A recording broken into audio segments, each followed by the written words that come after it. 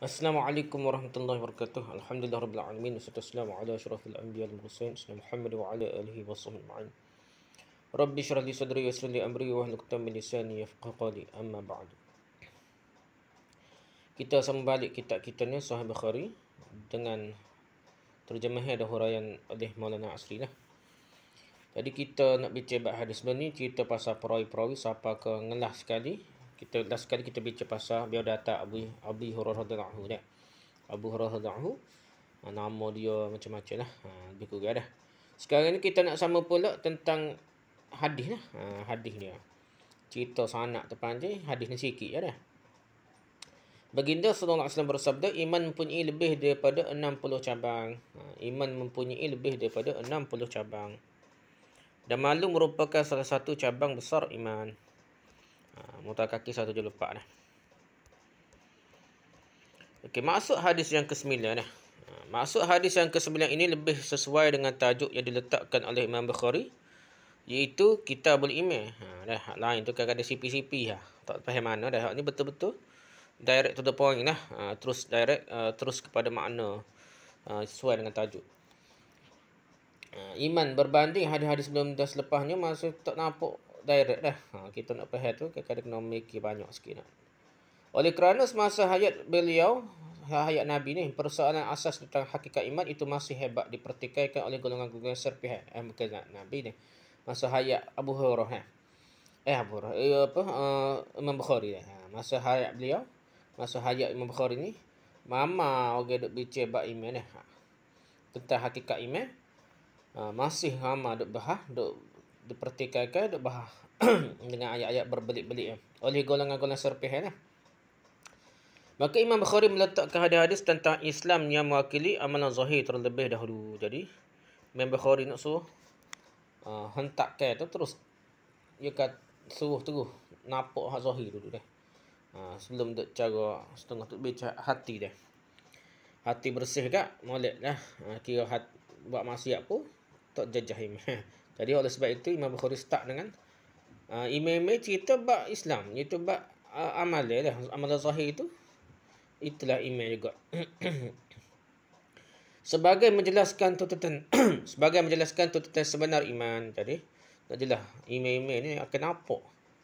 Zahir dia akan nampak Islam dah. Bunyi Islam semua berhala pada apa dah. Buat maksiat, zina macam-macam dah. Jadi biar zahir nampak dah. Sebagai menjelaskan tuntutan sebenar iman dan menolak dakwaan golongan yang terpesong daripada pegangan ahli sunnah wal jamaah.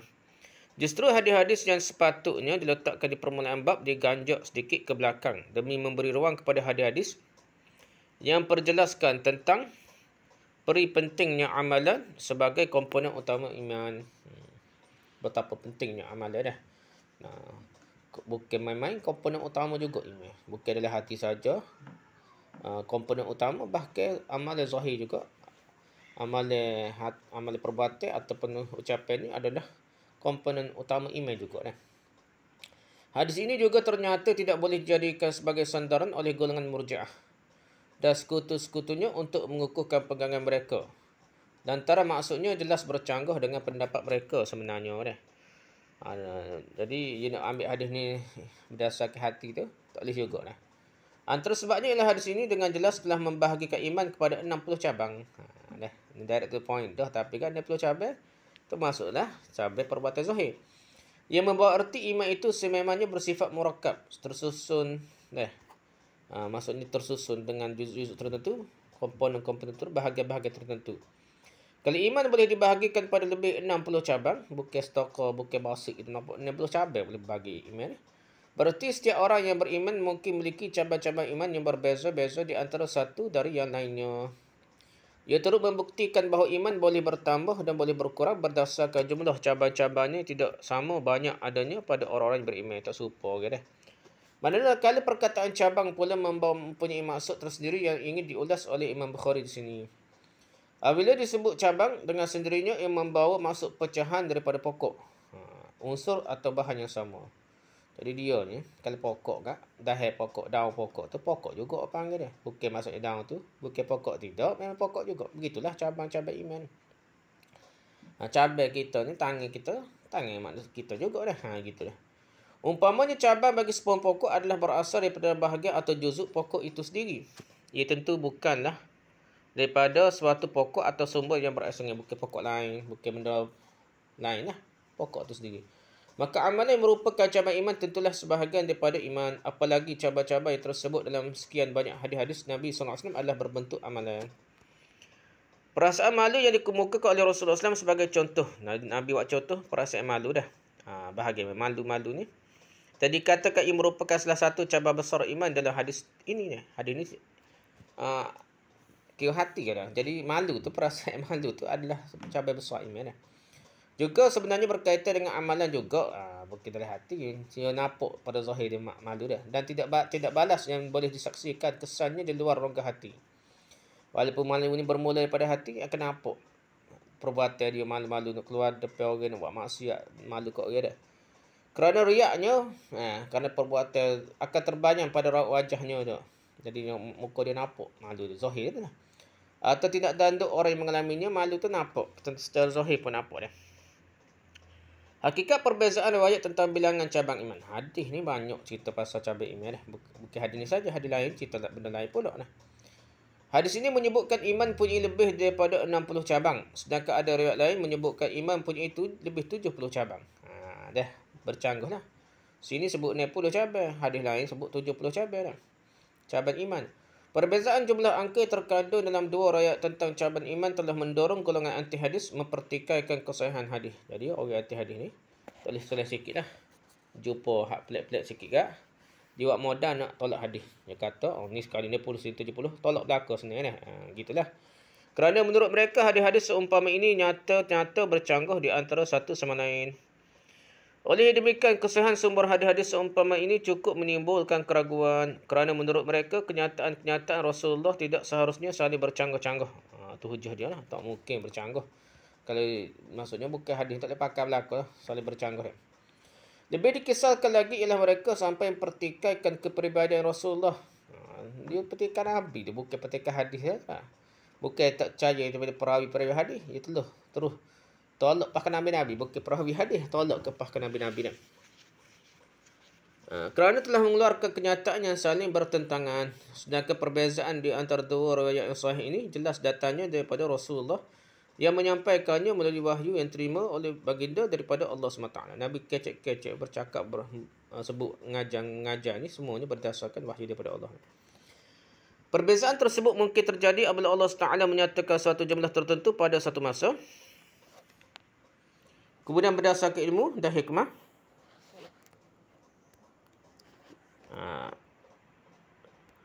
Berdasarkan ilmu dan hikmah. Mana ya? Hikmahnya dinyatakan pula jumlah yang berbeza pada masa lain. Ada hikmah, ada sebab lah. Sekali sebut 60, sekali sebut 70 pada masa yang berlainan. Keadaannya sama seperti hadis tentang jumlah pahala dia diperolehi orang yang menunaikan sembahyang secara berjemaah. Ada yang menyatakan yang mendapat 25 pahala. Kalau kita baca hadis pasal pahala solat berjemaah ni, ada sebut 50 pahala. 25 pahala. Ada pula yang menyatakan yang mendapat 27 pahala. Hadis yang sahih juga. Yang lain sebut 27 kali ganda pahala dah. Perubahan masa merupakan salah satu faktor yang membawa kepada perbezaan maklumat yang disampaikan. Kadang-kadang semaya ada ulama bahas waktu semaya lain, waktu isyak subuh lain. Mungkin juga perbezaan dua jumlah tersebut adalah akibat daripada dua sorotan atau perspektif yang berbeza. Macam-macam lah ulama syarahnya. Okey. Jadi cerita Syu'bah tu minal iman ni al-hayat tu malu dah. Ni syarah ni lah. Okey, erti perkataan Syu'bah tu ni. Perkataan Syu'bah ni pada asalnya bererti dahan pokok. Cabai ni. Cabai besar adalah terjemahan yang dipilih untuk perkataan Syu'bah tu ni. Asas bagi terjemahan ini ialah perkataan itu digunakan dalam bentuk nakirah. Nakirah di sini mengandungi erti ta'zim yang bermaksud besar atau agung.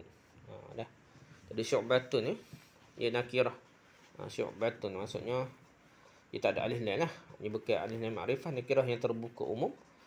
Ia maksud juga di sini ada erti ta'zim. Besar atau agung. Dahan besar lah, bukan dahan kecil. Apabila malu disifatkan sebagai cabang yang besar, dahan yang besar, maka sudah semestinya ia mempunyai ranting-ranting serta julai-julainya yang mengeluarkan buah-buahnya pula. Dia dah besar, dia ada pula kecil ranting sampai ke rantingnya. Namun dahan iman berbeza daripada dahan pokok yang mengeluarkan buah-buah yang sama jenisnya.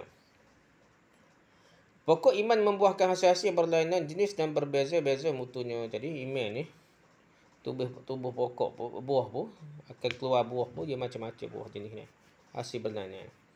Ketujuan mengemukakan hadis ini. Melalui hadis ini selain daripada ingin menguatkan lagi hujah bahawa iman itu bersifat murakkab, tersusun, maksudnya ada komponen, ada juzuk, ada bahagian-bahagian lah.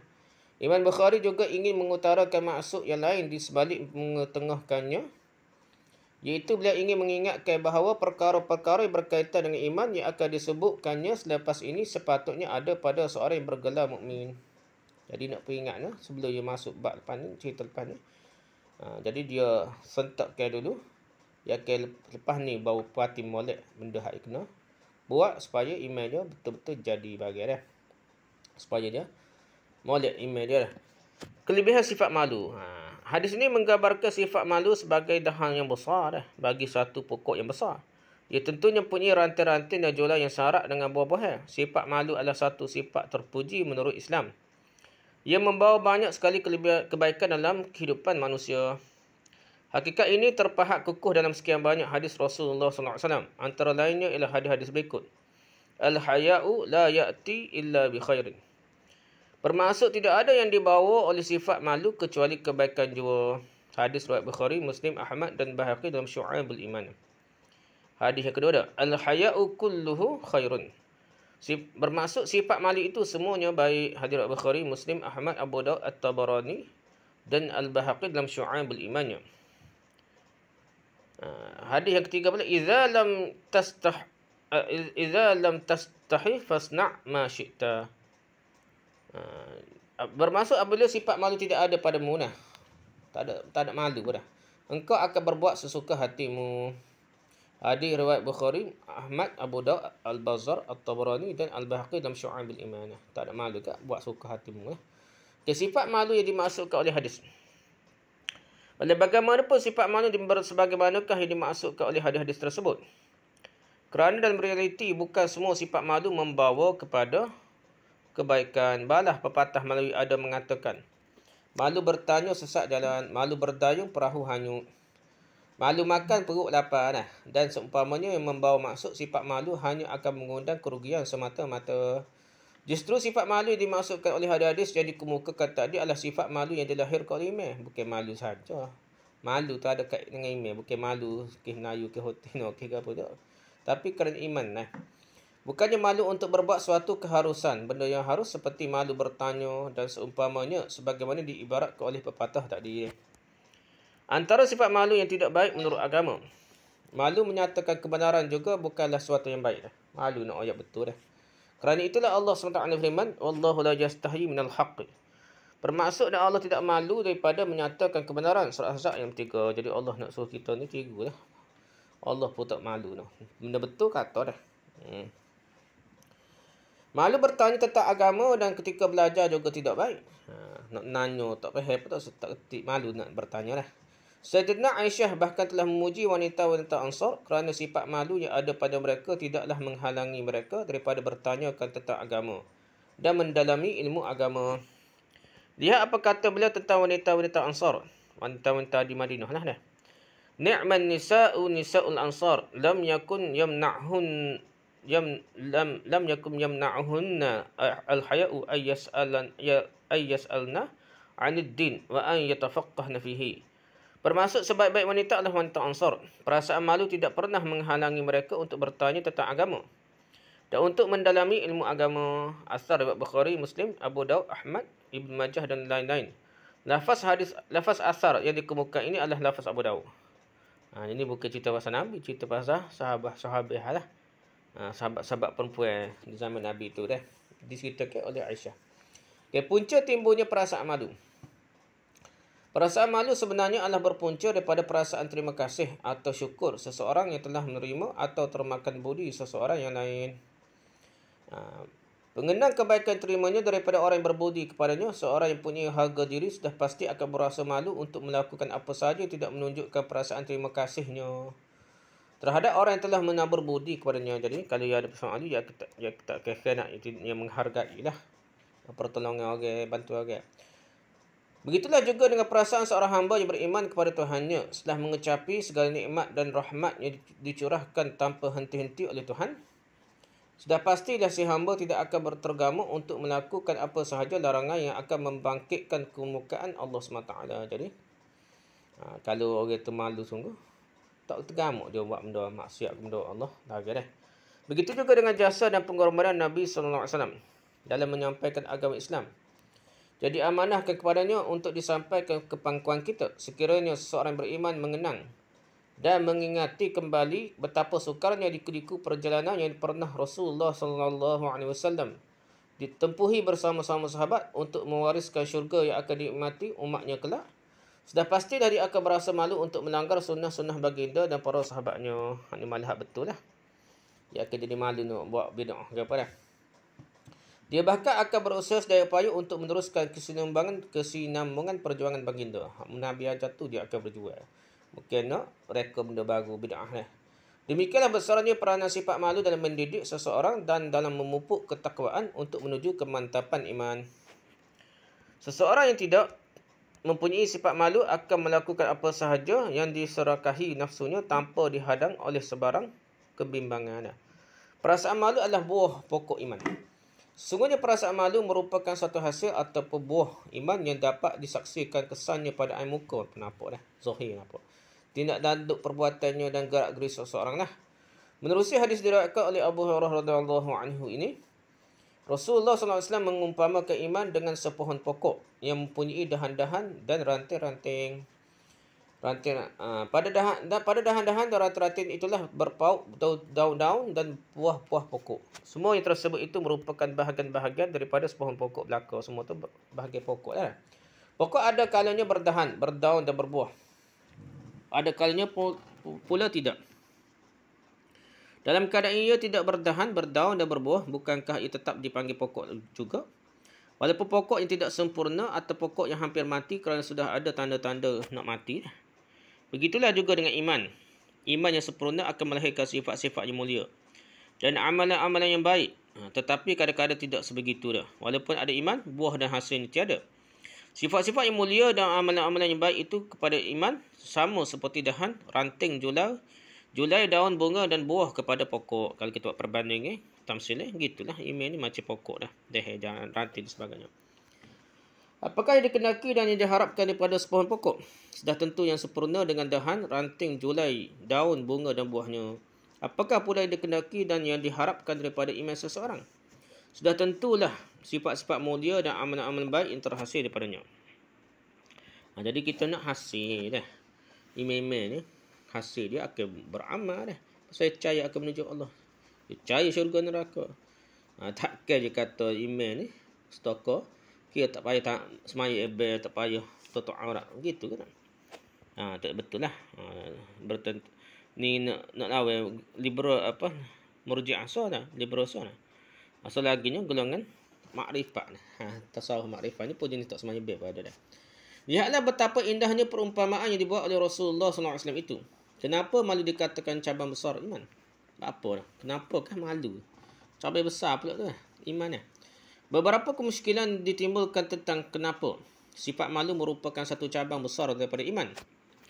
Pertama, sifat malu telah termasuk dalam cabang-cabang iman yang disebutkan sebelumnya. Kenapa pula ia disebutkan secara khusus? Dua jawapan telah diberikan oleh para ulama untuk merungkaikan kemusykilan ini. Iaitu, pertama, ia sangat membantu dan merupakan faktor penting dalam melahirkan cabang-cabang iman yang lain. Jadi malu tu akan buka pada cabang-cabang iman lain lah. Yang kedua, oleh kerana ia merupakan naluri dan sifat semula jadi manusia. Malu dah. Mungkin setengah pihak mempertikaikannya sebagai salah satu cabang iman. Ada orang kata, malu pun tak ada kait iman dah. Tidak begitulah Nabi beritahu dah. Kerana itulah Rasulullah SAW menyebutkannya secara khusus. Yang kedua, bagaimana sifat malu akan menjadi satu cabang atau sebahagian daripada iman. Sedangkan ia adalah satu naluri manusia yang berada di luar daripada batas ikhtiarnya sendirilah. Biasanya, Boleh pahala ni kita ikhtiar, bukan kita tak sengaja dah. Macam malu ni macam tak sengaja. Nah, iman pula adalah sesuatu yang dituntut oleh Allah dan ia memang termasuk dalam batas ikhtiar manusia. Kita nak percaya ni kita boleh pilih dah. Malu ni kadang tak terpilih, automatik malu dah. Jawapan kepada kemusykilan ini juga ada dua jawapan, iaitu jawapan pertama, sifat malu dikira sebagai sebahagian daripada iman. Memandangkan hasil dan natijahnya. Hasil dan natijah daripada sifat malu ialah meninggalkan perbuatan yang keji. Oleh kerana meninggalkan perbuatan yang keji itu sememangnya termasuk dalam batas ikhtiar manusia, maka punca kepadanya iaitu sifat malu dikira sebagai sebahagian daripada iman juga. Yang kedua, sifat malu yang dikira sebagai sebahagian iman itu ialah yang digunakan pada tempat yang sewajarnya. Sebut setara mana pun iman penting, malu tu penting perkara-perkara iman, tapi ada cara nak guna sifat malu ni. Tempatnya sewajarnya. Ketiga, bagaimana kita akan mengatakan sifat malu itu satu cabang besar atau sebahagian yang penting daripada iman, padahal ia ada juga pada setengah-setengah orang kafir pada sifat malu dah. Bahkan ada kalinya mereka lebih kaya dengan sifat itu. Sifat malu itu ramai pada orang kafir pun ada juga dah. Kemusykilan ini boleh terungkai dengan dua jawapan berikut. Pertama, sifat malu yang ada pada orang-orang kafir itu bukanlah sifat malu yang disebut oleh Rasulullah SAW sebagai satu cabang besar atau sebahagian yang penting daripada iman.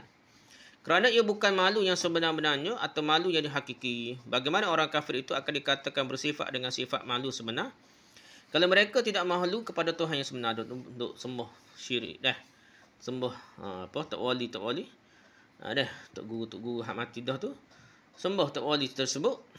Adakah kita orang jenis malu tu? Tidak, jenis tak malu dah. Tuhan yang memberikan segala-galanya kepada mereka tidak disembah. Yang disembah sebaliknya adalah Tuhan-Tuhan ciptaan mereka sendiri. Sifat malu yang ada pada mereka itu sebenarnya hanyalah sifat malu hasil cetusan adat dan budaya semata-mata, tidak lebih dari itu. Jadi orang kafir lagi termasuk Islam berasa malu, sebenarnya bukan malu dari segi adat dah. Adat dia saja buat malu-malu ketemiak kau gano dah. Yang kedua, tidak semestinya apabila seorang punya beberapa ciri keimanan dia terus menjadi orang mukmin. Sebagaimana tidak mesti dengan sebab adanya beberapa sifat kufur seseorang mukmin akan terus menjadi kafir. Gitulah keadaan ni dah. Hizbi ko tentu dah orang ni sufi ko dah. Ada kuburi ko gapo, tidak kita tuduh direct tu kepada individu tertentu. Payah. Kita payah dah. Kita kena keadahnya pakar dia tidak gitulah. Ni qasidah, dia ikut qasidah sikit kat tu kata dia keluar daripada manhaj al-sunnah, syirik agak apa. Tuduh orang dia payah ni. Lebih bicara je pahal gana macam-macam karut, banyak-banyak karut lagi lah. Okey, percaya atau tidak percaya iman dan kufur adalah dua perkara yang berkaitan dengan hati. Tidak pula sebab setiap perbuatan dan tindakan seorang manusia itu benar-benar menggambarkan apa yang dipercayai dan diyakini juga ni. Bila-bila gitu kadang-kadang orang munafik pun semaya dah. Tidak jugalah. Malu yang menghalang seorang daripada menjunjung titah perintah Allah dan meninggalkan larangan Allah bukanlah malu sebenarnya. Ia lebih merupakan sifat lemah dan leceh. Lemah. Orang pergi negara kafir, Jepun ke apa, dia tuai agak ke sayang-sayang dia kepada pensyarah dia. Ni kerana malu kalau tak tuai. Malu dikira sebagai sebahagian daripada iman, itu ialah malu syar'i menurut kacamata syariat Islam. Bukan malu urfi, bukan malu menurut adat dan budaya tertentu, budaya Melayu ke apa, tidak sepatutnya gitulah. Lihat untuk semua perbincangan di bawah beberapa tajuk di atas, iaitu Al-Abwab wa Tarajum jilid 1 muka 338, Fathul Bari jilid 1 muka 51 hingga 3, Umdatul Qari jilid 1 muka 105 dan 109, Irsyad Sari jilid 1 muka 131 hingga 133, Kashful Bari jilid 1 muka 172, Nasrul Bari jilid 1 muka 210 hingga 211, Tulfatul Qari jilid 1 muka 207 hingga 208. Okey, bahagian-bahagian perasaan malu. Hafiz Ibn Al-Qayyim dalam kitabnya Madarijus Salikin membahagikan malu kepada 10 bahagian. Malu boleh pecah lagi 10 bahagian. Beliau membincangkannya secara terperinci dalam kitab tersebut. Madarijus Salikin detail lah setengah. Ulama Salafi pun setengah tu tolak dengan Madarijus Salikin kerana dianggap sufi sangat dah. Gitulah. Jadi malu ni 10 bahagian Imam Ibn Qayyim kata dah. Beliau membincangkan secara terperinci dalam kitab tersebut lah. Dalam Madarijus Salikin. Elok sekali rasanya kalau pembahagian itu dikemukakan dalam bentuk yang ringkasan dan rumusan di sini lah. Pertama dipanggil Hayaul Jinayah. Malu kerana berasa bersalah. Nah. Malu kerana berasa bersalah. Antara contohnya ialah Nabi Adam AS. Apabila baginda lari ke sana kemari dalam syurga setelah melanggar pesanan Allah. Jadi malulah. Pada ketika itu Allah bertanya baginda, adakah kamu lari daripadaku wahai Adam? Jawab Adam AS, tidak Tuhanku, sebenarnya aku malu kepadamu dah. Dia jawab gitu dah. Termasuk dalam bahagian ini juga rasa malu para rasul di mahsyar lagi. Daripada mahsyar ni, Nabi-Nabi pun rasa malu ramai dah. Yang kedua dipanggil ja'ut taqsir. Tadi hayaul jinayah dah. Malu kerana rasa bersalah. Yang kedua ni dipanggil hayaut taqsir. Malu kerana berasa belum melaksanakan sesuatu sebagaimana sepatutnya. Malu kerana kurang. Kurang lengkap lagi, kurang sempurna. Antara contohnya ialah malunya para malaikat yang bertasbih siang dan malam tanpa henti itu kepada Allah. Kerana pada hari kiamat mereka masih lagi berkata, Subhanaka ma'abadunaka haqqa bi'ibadatika. Bermaksud, maha suci engkau wahai Tuhan, kami masih belum beribadah kepadamu sebagaimana sepatutnya. Malaikat berasa tidak sempurna ibadah dia kepada Tuhan. Kita lagilah ngoyak kuat dah. Malaikat tak ada urusan dunia begitu dah. Jadi dia tuluh. Bila-bila gitu pun itulah nak jawabnya kita kena ngakulah. Tiru perangai malaikat lah. Nah. Yang ketiganya hayaul ijlal. Malu kerana terlalu memuliakan seseorang dan malu kerana sedar akan kedudukannya yang amat tinggi. Antara contohnya ialah malunya Amr ibn As radhiyallahu kepada Nabi sallallahu alaihi wasallam. Sahabat Nabi malu kepada Nabi lah. Amr ibn As radhiyallahu menceritakan kata beliau, "Fa wallahi in kuntu la ashadda an-nasi haya'un min Rasulillah sallallahu alaihi wasallam, fama mala'tu 'aini min Rasulillah sallallahu alaihi wasallam wa la raja'tuhu bima uridu hatta lahiqa billahi azza wa jalla haya'un minhu." Bermaksud demi Allah, sungguhnya aku adalah orang yang paling malu kepada Rasulullah sallallahu alaihi wasallam. Kerana malulah mataku tidak pernah puas melihat baginda sallallahu alaihi wasallam. Tidak juga aku dapat mengemukakan kehendakku kepadanya nak minta negara dengan Nabi, betul tak buat segan dengan malulah sehinggalah baginda sallallahu alaihi wasallam menemui Allah. Hadrul Ahmad tentang Ammar bin As kata dia. Yang keempatnya hayaul kiram. Malu berkata atau bertindak kerana menjaga hati orang. Antara contohnya ialah malunya Rasulullah SAW menyuruh beberapa orang sahabatnya yang masih leka berbuah-buah di rumah dia itulah. Setelah selesai menjamu selera mereka supaya pulang. Jadi malu Nabi nak suruh mereka balik. Peristiwa ini berlaku ketika kenduri kahwin baginda SAW dengan Zainab radhiyallahu anha. Jadi Nabi nikah dengan Zainab tu ada majlis kahwin orang buah lama dah. Jadi nak perambat tak tergamuk gitulah dah. Yang kelima hayaul hasyamah. Malu kerana ada hubungan persemadaan dengan seseorang. Antara contohnya ialah malunya Sayyidina Ali bertanya Rasulullah SAW tentang hukum air mazi. Mengingatkan Rasulullah SAW itu adalah mertuanya. Tak tua dia malunya tanya benda-benda sensitif gitu. Yang keenam hayaul istihqar wastisghar an-nafs. Malu kerana berasa hina diri. Antara contohnya ialah malunya Nabi Musa AS apabila hendak meminta sesuatu keperluan duniawinya. Kata baginda AS, Ya Rabbi innahu la ta'ridu lil hajatu minad dunya fastahyi an as'alaka iyyaha ya Rabb. Bermaksud Tuhanku, sungguhnya aku ada hajat duniawi. Tetapi aku malu memintanya denganmu Tuhanku. Atau seperti seorang berasa malu untuk berada di samping orang yang sangat terkemuka. Itu yang keenam iaitu hayaul istihqar wastisgharun nafs. Hina diri dah. Jadi gitulah dah. Okey, yang ketujuhnya hayaul mahabbah. Dah. Malu kerana cinta. Hakikatnya ialah malu seorang kekasih kepada kekasihnya, kesannya ternyata misalnya apabila wajah orang dicintai terbayang dalam hati. Ia boleh menyebabkan wajah orang bercinta berubah kerananya dah. Gitulah. Malu kerana cinta ni lain dah. Malu kerana cinta. Malu tersendiri dah. Yang ke-8 hayaul ubudiyah. Malu kerana sedarkan menginsafi diri hanya seorang hamba. Perasaan ini dia, perasaan malu kerana insaf diri hamba ni, timbul hasil percampuran dua perasaan lain, itu rasa cinta dan rasa takut. Seorang yang mempunyai perasaan malu ini akan merasakan dirinya tidak layak menjadi hamba pun pada Tuhannya, tak layak. Tak pandai dah Tuhan. Tak amat ibadah. Tak pandai lah. Dia merasakan kedudukan Tuhannya sangat-sangat agung, tidak mampu dicapai oleh kedudukannya yang sangat hina-dina dah. Gitulah. Berasa dia ni bodoh lah, kurang beramal lah, kurang tak perintah Allah. Dia hinakan diri dia di hadapan Allah. Dengan Allah boleh, dengan Nabi ke dengan Tok Wali tak boleh. Dah, kita boleh hina diri di hadapan Tok Guru. Lama kita akan jadi mengagungkan Tok Guru macam Tuhan dah. Yang kesembilan, yang haya usyarafi wal izzah. Malu kerana kemuliaan jiwa dan keluhuran budi. Orang yang berjiwa mulia dan berbudi luhur akan berasa malu apabila telah melakukan sesuatu yang rendah dan tidak layak dengan dirinya.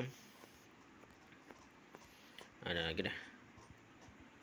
Seterusnya yang ke-10 ni hayaul mar'i min nafsih. Malu seseorang kepada dirinya sendirinya, malu pada dirinya. Perasaan malu ini timbul dalam hati orang berjiwa mulia apabila jiwanya berpuas hati dengan sesuatu yang rendah. Ia seolah-olah menyelisih perasaan puas hatinya terhadap sesuatu yang rendah itu dah. Dia nyesal lah. Inilah perasaan malu yang paling tinggi dan paling sempurna. Kerana apabila seorang malu kepada dirinya sendiri, sudah tentulah kepada orang-orang lain dia akan lebih malu lagi. Lihat Madarijus Salikin jilid 2 muka surat 250 hingga 252. Okay, intisari hadis, pengajaran hadis lah. Antara pengajaran dan panduan yang dapat diambil daripada hadis ini ialah pertama, iman adalah sesuatu yang sangat istimewa kerana ia membuahkan banyak sekali sifat-sifat yang baik dan mulia. Iman tu dia kuat malik sifat mulia, malu, tebak kuasa dah. Suka tolong orang ke apa, ia akan mari dengan sendirinya. Yang kedua, iman diibaratkan oleh Rasulullah SAW sebagai sebuah pokok. Pokok yang sempurna ialah yang berdahan, berdaun, berbunga dan berbuah. Demikian juga iman.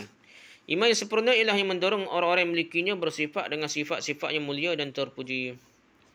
Yang ketiga, konsep tauhid merupakan unsur yang paling utama dan paling istimewa dalam iman. Yang keempat, iman menuntut kita menjaga hubungan dengan Allah SWT dan hubungan sama manusia. Kita akan jadi, kedai kita iman betul, kita tak balas najirah, tak khianat keljirah kepada kawan. Yang kelima, tuntutan iman tidak sama tarafnya. Ada yang berat dan ada juga yang mudah dilaksanakan. Yang keenam, keelokan membuat perumpamaan dengan dalam pengajaran dan pendidikan. Jadi Nabi dah ajar, kita boleh tiru, buat contoh dengan hak nampak depan, hak mana biasa lalui pelajar-pelajar kita. Kesannya amat mendalam pada jiwa manusia, jadi kesan lah, menyentap jiwa dah. Yang ketujuh, sifat malu sejati adalah satu sifat yang berkait rapat dengan iman. Itulah. Setakat itulah kesimpulan kita. Wallahu a'lam. Subhanakallah wa bihamdika, subhanakallah asyhadu an la ilaha illa anta, astaghfiruka wa atubu ilaik. Assalamualaikum warahmatullahi wabarakatuh.